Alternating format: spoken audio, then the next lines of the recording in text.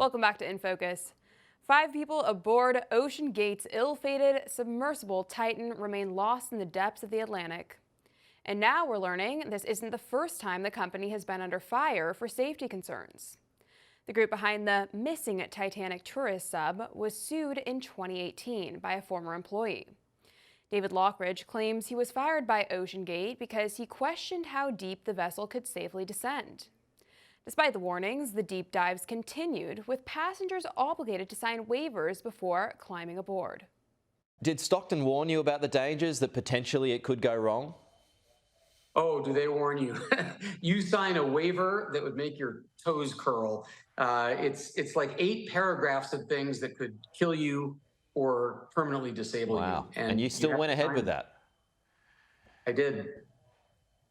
Wow. And so presumably those 5 who are on board now had to sign that as well. So they would have known, even though it's tough to think about, they would have known that potentially it could go wrong.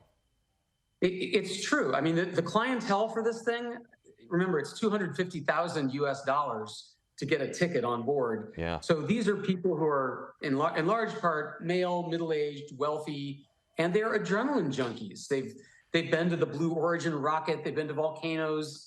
For them, this is the spice of life: is risky, dangerous, thrilling adventure. And now it's looking like the 2018 lawsuit filed by the former employee of Oceangate may be followed by new legal action. Joining me now, host of the Law and Crime Network, former head New Jersey County prosecutor and criminal defense attorney, Bob Bianchi. Bob, thanks for being back with us. It's great to have you. My pleasure. Great to be back. So everyone's wondering if these guys are going to make it out alive. And you know me, I have to suspect there's foul play involved. But my question is, after the rescue attempt fails or succeeds, is Oceangate subject to any lawsuits? You know, of course, like anything else, all you need is a couple $100 and a lawyer to file a lawsuit. The question is, how good is that lawsuit going to be?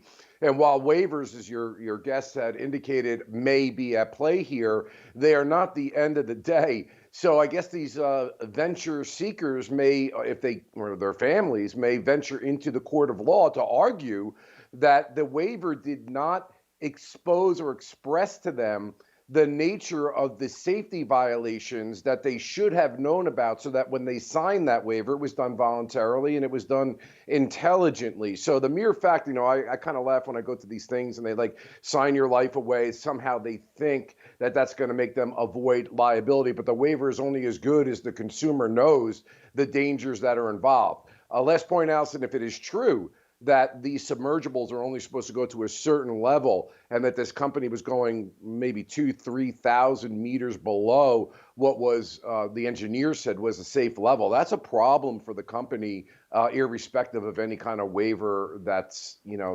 filed here. So there are serious, obviously, civil ramifications. And then the last part of it is you do assume some risk when you get involved in risky behavior. The question is whether or not this was reasonably within that assumption of risk. Yeah, good points. We'll definitely wait to see how that one pans out. Now, turning to a different case, the family of Keenan Anderson, who was tased by LAPD officers and died, have filed a wrongful death suit. Can you break this down for us, Bob? How do you see this one playing out? Yeah, well, you know, once again, you have another encounter with police and citizens. And in this particular encounter, depending, you know, we don't know all the facts, but there is a video in which there appears to have been an accident. Some people say there was a carjacking. I don't know if that's accurate or not, but there was an accident. And eventually the cops showed up at the scene. And I think you're showing some B-roll of that right there. And the individual is not really complying with law enforcement requests. They're speaking to him and trying to de-escalate the situation. You clearly hear that. But there, right there, that you're showing your audience, at a certain point in time, he leaves the sidewalk, disobeying the officer's command, and goes into a busy intersection. At that point, the officer jumps onto a motorcycle. Clearly, his voice commands change from being more conciliatory and de-escalating to much more direct in ordering him to get on his stomach. A resisting scenario, if you will, occurs, and they tase him a number of times, and ultimately he goes to the hospital, and I believe about 4 hours later he dies. It's found that he has cocaine and marijuana in his system.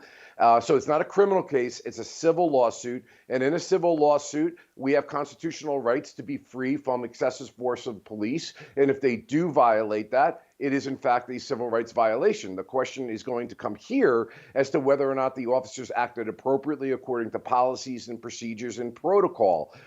So the police union has come out and said, look, this was done exactly the way the police officers should do it. There's what we call a continuum of force under the law, which starts with verbal commands, expressing your authority, your uniform with your badge and your gun. These are all ways of communicating authority. Then you can escalate the verbal contact. Then the next in the use of force continuum is physical force. If physical force is not working, next in the continuum of the use of force is either batons or tasers or things of that nature. And of course, ultimately on that continuum, you have deadly force.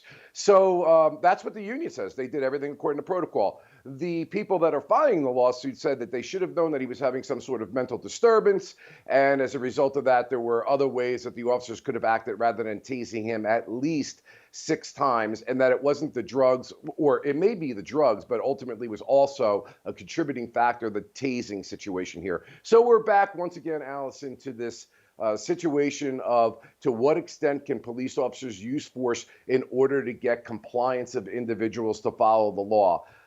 So that's basically where we're at this particular point in time. But, I just always say this, just as a public service message to anyone. And trust me, I've been on both sides. As a prosecutor, I've prosecuted police officers who have gone beyond what their training and protocol say to do. And I've also defended police officers who did what was right under the circumstances. The result is tragic. There's a death involved. But the police officers are dealing with unfolding situations, non-compliant and combative individuals. There is this use of force continuum. They're trained to do it this way. So really, at the end of the day, maybe it's a better suit against the city. Listen to me here. I know it's kind of counterintuitive than the necessarily individual police officer, because many times the civil rights suits, the cops are following policies. They're following procedures. They're following their training. But the problem is that the city knew that that was leading to bad results, but did nothing to correct it. And that's where a lot of times the value of the civil rights lawsuit exists, not to mention the city's got the money. Good point. Interesting. Hadn't thought of that one before, Bob, but good points. Now I got to get your take on this one. Over in Romania, Andrew Tate has been indicted on rape and human trafficking charges. It's alleged he, his brother, and 2 women formed a criminal group to force women into porn as well. Now, he's maintaining his innocence and has even said the Matrix is trying to get him. But what do you think is going on here, Bob? Listen, Alison, I really don't know. I mean, there are so many facts that are going flying all over the place about this case. And, when I was prosecutor and I was responsible for 44 police agencies and investigations, and I would read things in the paper and the press, and it would be so frustrating because we're ethically not supposed to be telling the public negative things against people that are charged with crimes. We're not allowed to do that. And yet the media is rolling with, all sorts of varying different facts, and you shake your head and you're like, where are they getting this from? Certainly not from what we know, and certainly not from the record in the case. So I don't know what the facts are, but listen, this wouldn't be the first or last time that individuals get themselves involved in situations where they're human trafficking individuals through the use of psychological and physical force. I mean, that's what's being alleged here.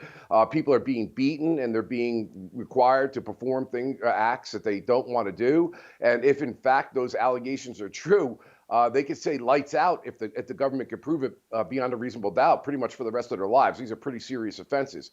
But again, the value of the case, as we call it, or the strength of the case is really dependent upon the facts upon which it's built. And I think we're going to have to wait to see a little bit more from the government and what they say as opposed to reading these varying accounts in the press.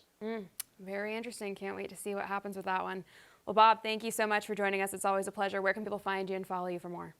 Thank you. It was a pleasure to be with you. You can find me at @rbianchiesq on Instagram and Twitter. Thanks so much. Take care.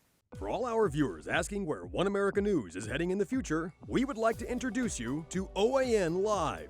OAN Live is the best way to stay up to date on all of the hard-hitting, straight-shooting, national and international headlines. And the best part is, OAN Live is only $4.99 per month. All the credible, honest, unbiased reporting One America News offers at a fraction of the cost of cable. Just go to OANN.com to easily sign up for OAN Live and stay informed.